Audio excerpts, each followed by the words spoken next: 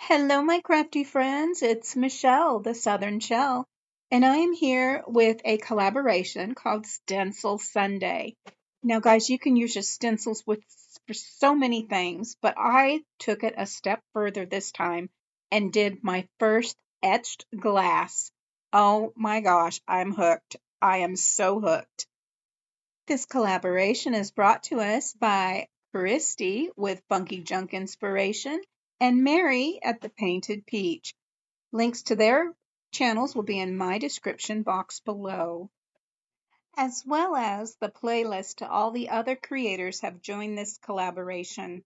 This is a fun one, guys. I'm excited to share with you. All right, guys, so I've got the stencil cut out. Regular permanent vinyl is what they say to use. So I'm going to take my transfer tape off here, and we're going to lay that right over the top. And I'm going to take my stick, and we're going to just burnish that down. And then we're going to take it right off of there. Look at there. Okay, super easy. Okay, Joe is filming for me today, so we're going to move over to the sink now. All right, so these are the jars that I have, and these are from Dollar Tree, and I've cleaned them with alcohol. And now I'm going to take this stencil and I'm going to lay it onto the side of my little candle jar here. I'm going to take my stick, burnish that down real well again.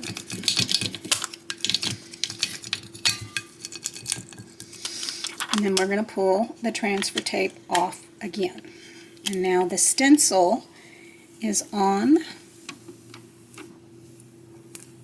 our little candle jar. I'm going to come in and I'm just going to take and go over that one more time. Try to make sure there's no bubbles. You want to make sure that you have a good adhesion all around where that etching is going to go.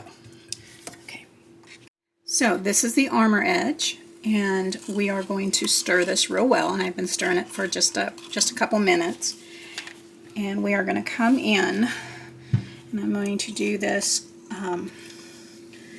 with the stick. Always wear gloves. I wear protective gear because this is an acidy type substance, and I'm just going to dab that on there.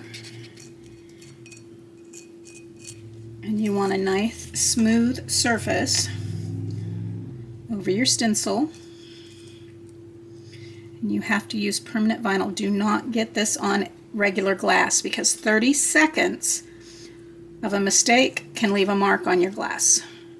So you want to make sure that you've got it on here, and it will take like 5 to 10 minutes, 5 to 15 depending on what you've got. And some people say to continue moving it around, and some people say you can leave it alone.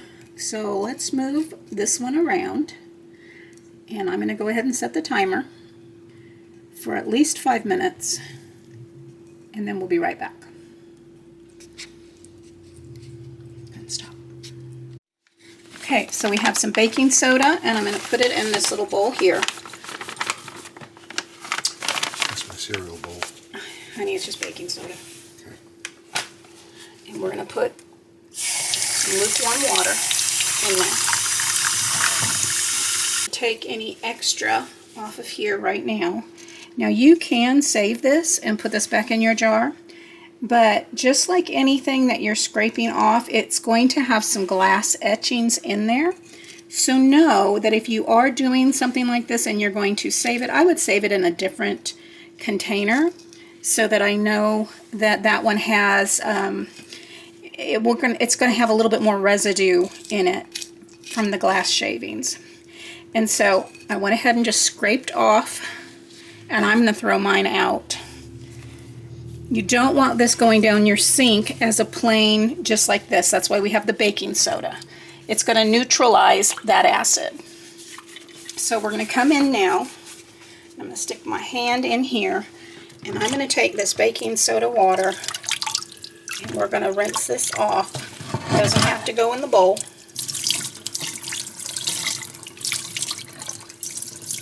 just like that. And drop it all you want. And then I'm going to wipe it off.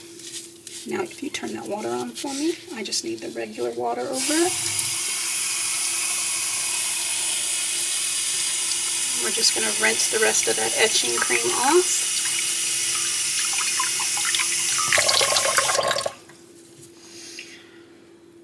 And let me throw that. So that is rinsed. And I'm going to go ahead and pull off our vinyl here. And we will see if it worked. It did not. Oh, it did. Well, that one's being left on a little longer. This one's I can see it. I can definitely see it. It's just very faint. So I would definitely leave it on more than the 5 minutes, which the next one will be. But this is the first time for me using this.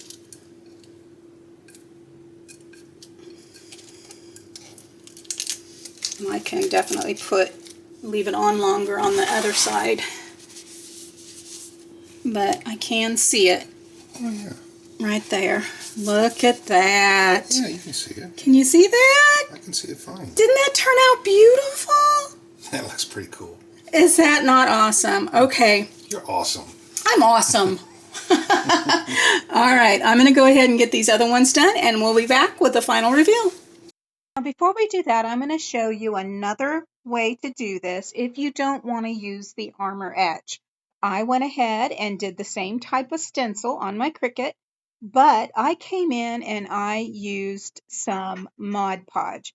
Now, just like the others, you want to come in and you want to give your jars a good clean with some rubbing alcohol.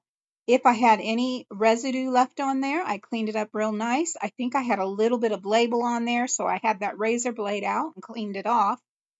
Taking my stencil that I cut out on my Cricut, I'm doing this snowman face, and I'm going to lay this down on this tall olive jar that I had cleaned out.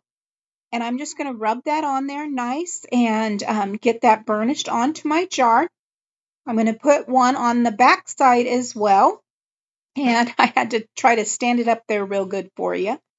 But I just came in and I laid these out. I tried to make sure they were about even on both sides so that they would have the same, it would not, well, it turns out fine. I really love the way that Armor Etch worked, but this one does just fine too. Now I pulled off that transfer tape and then I just came in. I had gotten my matte Mod Podge. I wanted to make sure that all that stencil is down, came in with that matte Mod Podge, and I started with a brush. And I came in and I just started pouncing that in there.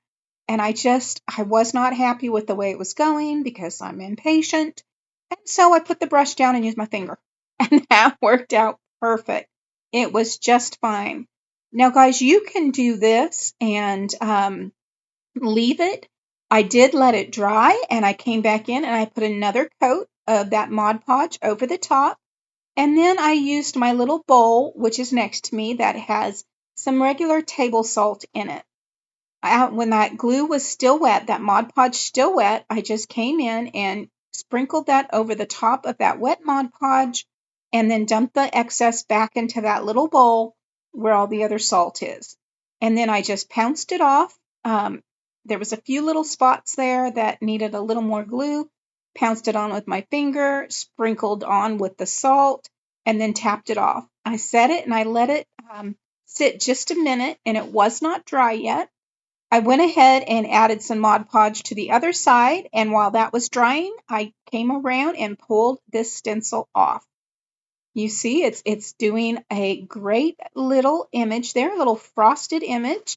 I had a little piece of stencil left there, and I had to come in onto where that hat was and peel that right on off.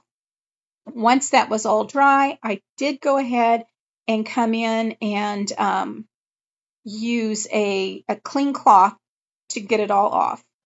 This is what the etched glass looks like without the candles in it. I really love the way these turned out. Oh my gosh, I will be doing more of these for sure. And look at that S. My last name is Smith, and that is so pretty. You could do so many things with these. If you got some glasses, you could go ahead and put your initials on there. I love it. Oh my goodness, y'all. Look at how stinking adorable those turned out. The detail is just, oh, I love them. I'll be making more of these, definitely. I just love the way they turned out. And of course, if you don't have the armor etch, then you can use some Mod Podge and some salt and create another little frosted look. Guys, if you like this, please give me a thumbs up. I hope you enjoyed it as much as I did. If you've not subscribed yet, I hope you will consider doing so now by hitting that subscribe button. As always, guys, stay safe, God bless, and bye for now.